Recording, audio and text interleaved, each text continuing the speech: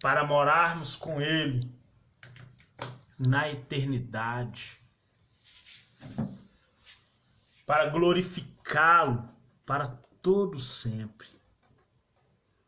Não há alegria maior do que essa, de saber que o Senhor nos ama, de saber que o Senhor pagou o preço do nosso pecado, para que hoje nós pudéssemos ter vida e vida com abundância, a vida eterna.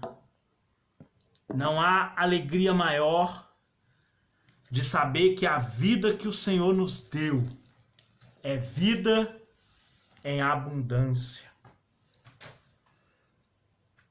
Muitas pessoas, às vezes, não compreendem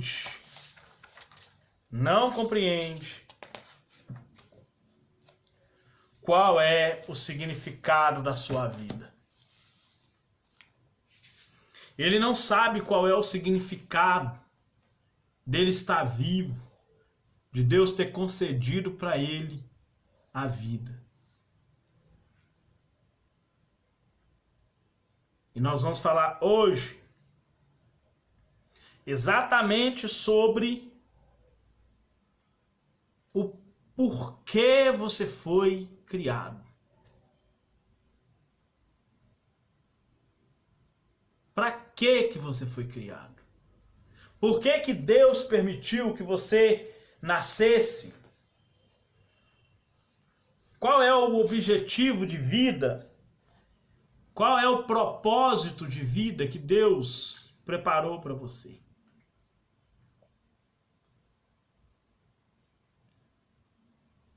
Nós vamos abrir a nossa Bíblia no livro de Salmos, capítulo 139. Fala sobre o livro da vida. Por isso que as pessoas têm que tomar cuidado com aborto. Porque lá no livro de Apocalipse fala sobre os livros que foram abertos. Abriu-se os livros e abriu o livro da vida.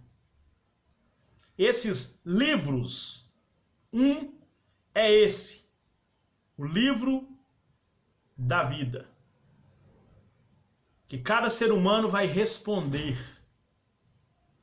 tanto pela sua própria vida, como pela vida do outro.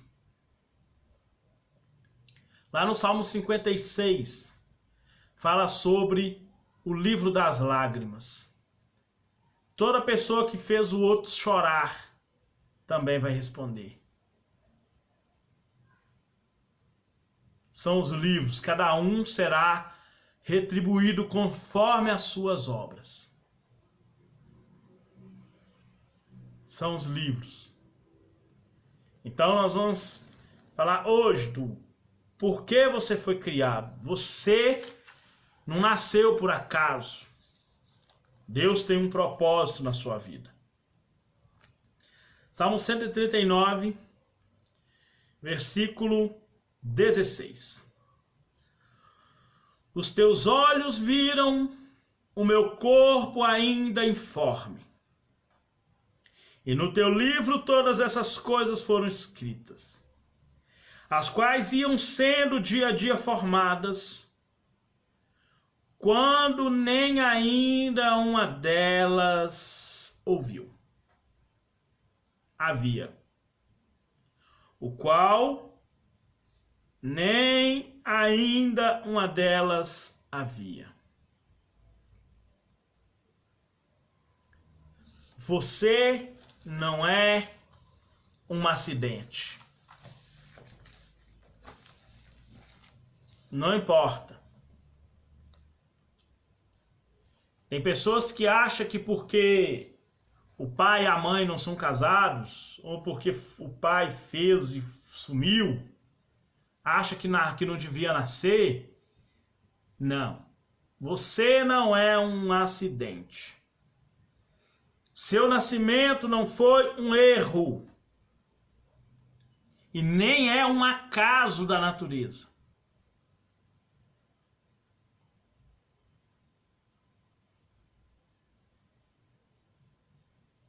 Seus pais podem até não ter planejado, mas Deus certamente já tinha planejado. Ele não ficou nem um pouco surpreso com seu nascimento. Aliás, ele o aguardava. Salmo 27, tem uma passagem, um versículo muito bonito. Diz assim, versículo 10. Porque quando meu pai e minha mãe me desampararem, o Senhor me recolherá. Não adianta a pessoa achar que se a família o desprezar, não, Deus te recolherá, porque você não é um acidente. Você estava nos planos de Deus. Você não é um acaso. No Salmo 138 fala: o Senhor cumprirá os seus propósitos para comigo. Salmo 138, versículo 8. Você pode ler, volta um salmo aí. Salmo 138. Deus não criou você por acaso. Ele determinou cada detalhe do nosso corpo. Nós acabamos de ler isso aqui. Deus, ele planejou o seu nascimento, o meu nascimento. Nós não somos obras do acaso. Nós estamos vendo que Deus, ele planejou. Os teus olhos viram meu corpo ainda informe. Minha vida toda está escrita no teu livro, as quais ainda sendo dia a dia formado. Quando nada havia, Deus já tinha escrevido a minha história, a sua história. Você não é um acaso. Deus determinou cada pequeno detalhe do seu corpo. Ele deliberadamente escolheu a sua raça, a cor da pele, a cor dos olhos, do cabelo, características físicas, personalidade. O Senhor te formou. Fique feliz com isso, porque Deus é que te formou. Ele fez o seu corpo exatamente do jeito que ele quer para adorá-lo na beleza da santidade. Quando fala assim, adore a Deus na beleza da sua santidade, não é na beleza da santidade de Deus, não. É na beleza da sua santidade. O apóstolo Pedro, ele fala que a decência, a adoração da mulher, a decência que a mulher tem que ter, não é no frisar do cabelo, das joias, não, mas é de um homem interior, encoberto no coração, que é só Deus é que vê. Isso é a beleza da adoração. Não é na beleza de Deus, é na beleza da sua própria adoração. É você que tem que apresentar a Deus em sacrifício vivo, santo, agradável, em culto à alma racional, que é o culto de corpo, alma e espírito. Uma vez que Deus te fez por motivo, ele também decidiu o momento do seu nascimento e o tempo da sua vida. Só Deus sabe. Há tempo de nascer, 9 meses. É o tempo para nascer. Mas o tempo de morrer, ninguém sabe. Só Deus. Por isso que o salmista fala que a minha vida, se os contasse, né? Versículo 18, tô falando da contagem dos dias. Se contasse, seria em maior número do que a areia. Quando acordo, ainda estou contigo. Porque só Deus é que sabe o momento que vai nos encerrar os dias terrenos. Já está tudo escrevido no livro dele. Por isso que no início eu disse, tomar cuidado com esse negócio. Aborto é homicídio.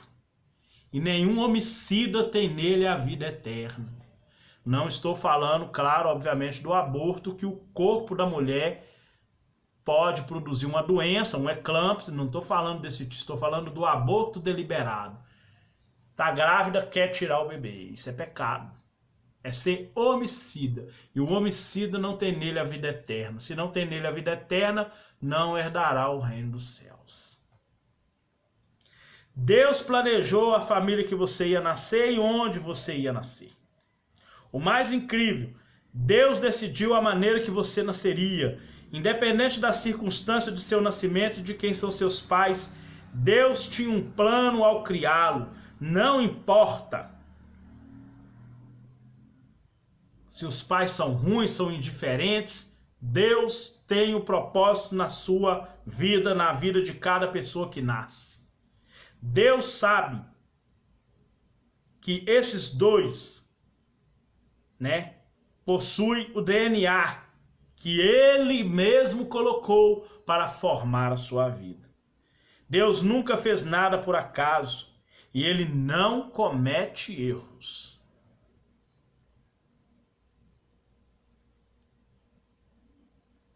Talvez você viu isso muito na Bíblia. Você vai ver muito isso. Pecado, viu? Para quem acha que Jó não pecou, é pecado amaldiçoar o dia do nascimento. Elias amaldiçoou, desejou a morte. Jonas, Jó. Melhor é a morte do que a vida. É pecado, irmão.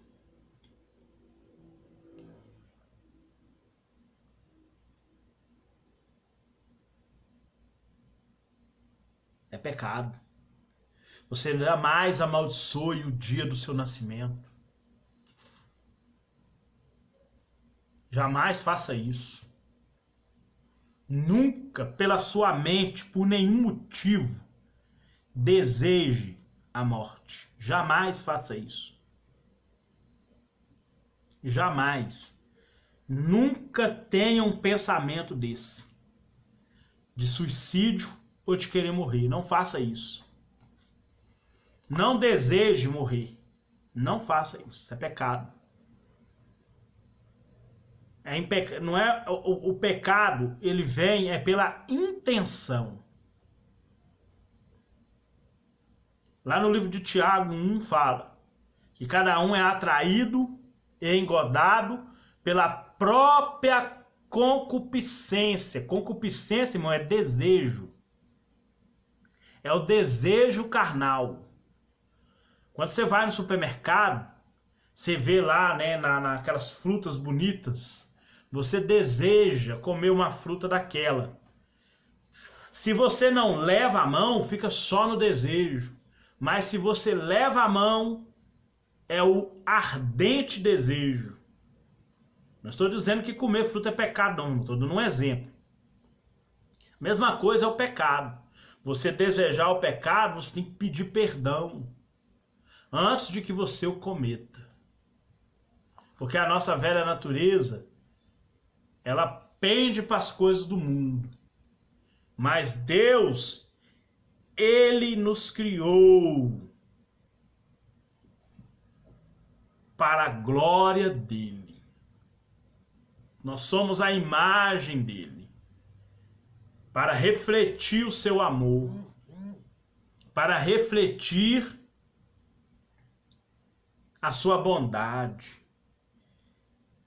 Deus pensava em você até mesmo antes de formar o mundo. Aliás, nós somos o motivo pelo qual Ele criou o mundo. Deus projetou o meio ambiente para nós vivermos. Nós somos o foco do seu amor, o elemento maior de toda a criação de Deus. e somos o fruto de tudo que ele criou. Somos os primeiros frutos de tudo que ele criou. Quando o homem caiu em pecado, Deus tinha poder para exterminá-lo e criar outro ser muito melhor que o ser humano. Mas como Deus nos amava e tinha um plano para mim e para você, muito antes de nós nascermos, ele pagou o preço para nos ter de volta. Infelizmente nem todos querem, mas aqueles que querem, ele vai levar para si para viver a eternidade. Não deixe que nada estrague a sua vida. O que dirige a sua vida? Comece a se perguntar: o que dirige a sua vida? Quais são os meus objetivos? Na casa de Deus, eu quero ser um pregador, um cantor, um levita, o que eu quero ser? Porque todo e qualquer indivíduo tem a sua vida guiada por um objetivo. A maioria dos dicionários define a palavra dirigir como guiar ou controlar. E nós vamos ver que muitas pessoas são guiadas por forças negativas. Neste momento, algum problema pode estar dirigindo a sua vida.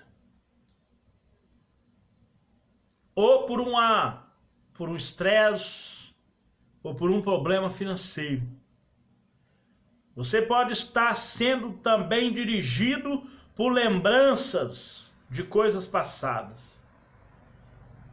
Existem circunstâncias, valores e emoções que podem dirigir e controlar a vida de um ser humano durante anos, a ponto de fazer com que essa pessoa desista de muita coisa. Nós vamos falar sobre as mais comuns. Muitos são dirigidos pela culpa.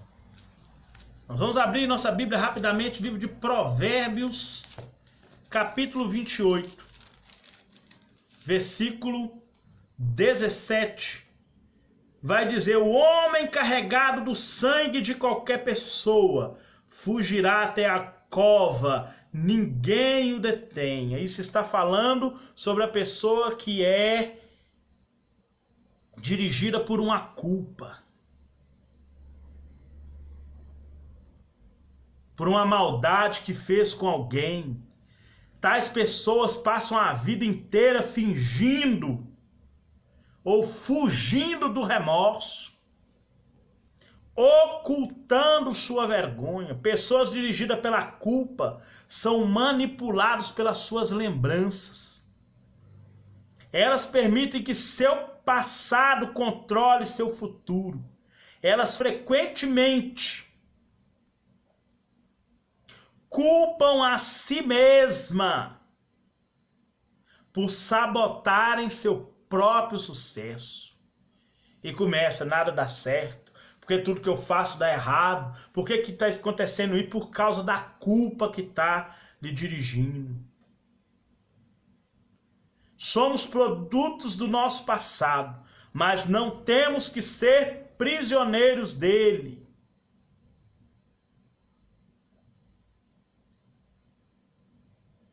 Deus, ele nos tem como pedras preciosas e ele sempre nos dá a chance de nós mudarmos de direção. Outros são guiados pelo rancor. O rancor toma conta dessa pessoa. Eles se apegam às mágoas e jamais conseguem suportá-las ou superá-las. Lá no livro de Hebreus 3:12, Fala que nós temos que ter cuidado para que em nós não haja um coração mau e infiel para se apartar do Deus vivo, e que nenhuma raiz de amargura brotando, raiz de amargura, de rancor, de mágoa, brotando nos contamine e contamine os outros que estão à nossa volta por causa da nossa vida magoada que vivemos. Temos que tomar cuidado com isso, porque o rancor sempre machuca mais a nós do que as pessoas que nos causaram essa mágoa. É o chamado quem bate esquece, mas quem apanha não. Temos que abandonar isso. Enquanto aqueles, que nos ofendeu, ele esquece do insulto. Deus proíbe nós lembrarmos do passado, valorizar essas coisas. É o que fala lá em Isaías 43, 18. Não considereis as coisas passadas. O apóstolo Paulo também fala em Coríntios, abandonando as coisas que já passou, eu prossigo para o alvo que é Jesus. Larga as coisas passadas, irmão. Se livra disso. Joga isso fora. Muitos são guiados pelo medo. Temores são provavelmente os resultados de experiências traumáticas. Expectativas de ilusão, do crescimento em um lar extremamente severo, ou mesmo de predisposição genética. A pessoa já nasce num ambiente em que nada, o medo toma conta, ninguém cresce. O medo é a autoimposição de um cárcere que impedirá de se tornar o que Deus pretende para mim e para você. Se nós formos viver nesse medo, nós vamos impedir a obra de Deus na nossa vida. E é proibido. 1 João 4,18 fala, no amor não há medo, ao contrário. O perfeito amor expulsa o medo, porque o medo supõe castigo. Aquele que tem medo não está aperfeiçoado no amor. Olha que maravilha. Nós temos que abandonar o medo. Muitos são dirigidos pelo materialismo. Provérbios 17, 24.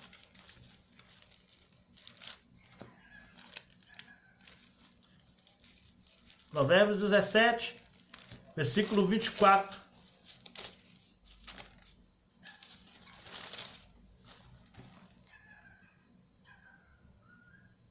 No rosto do sábio se vê a sabedoria, mas os olhos do louco estão na extremidade da terra. O que significa isso? Materialista, quer ganhar o mundo inteiro.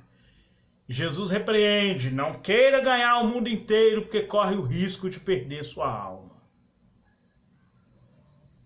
Muitos são guiados por isso, e o adquirir as coisas se torna o único objetivo da vida. O impulso de sempre querer mais e mais e mais se baseia no conceito errôneo de que quanto mais eu tenho, mais feliz eu sou.